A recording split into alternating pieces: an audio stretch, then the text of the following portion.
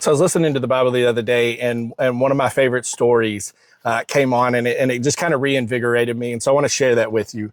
It's a story about King Saul and his son Jonathan, and they're out fighting and going to battle, and there's this one point where Saul sees the Philistine army, and they're across this crevice in between them, and he says, "All right, let's stop.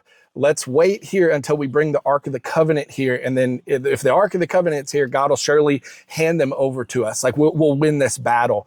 But Jonathan, his son, was very adamant and very passionate, saying, "No, Dad, we've got to go fight them. God said that he would hand them over to us."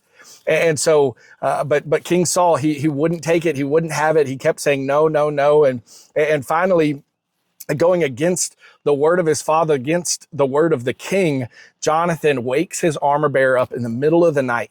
He wakes him up and he says this. He said to his young armor bearer, "Come, let's go over to the outpost of those uncircumcised fellows.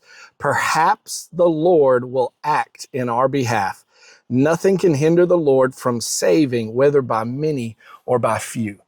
That just, it begins to blow my mind how much faith it must have took for Jonathan to say that. That he knew that God was going to back Israel, but he didn't know if God was going to allow him, that individual Jonathan, to go over and fight the Philistines and win. But in Jonathan's mind, it was, I'm still going to obey God. I'm going to step off this cliff. I'm going to step into the unknown. God might act on our behalf. He might not. We might get over there, armor bearer, and fight and die, but at least it will cause King Saul to actually go to battle. And that mentality of faith is absolutely amazing.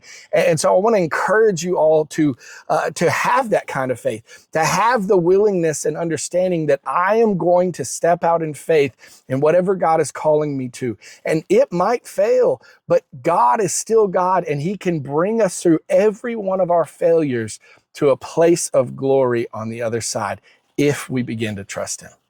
So I hope that blessed you today. Now get off your phones and go read your Bible.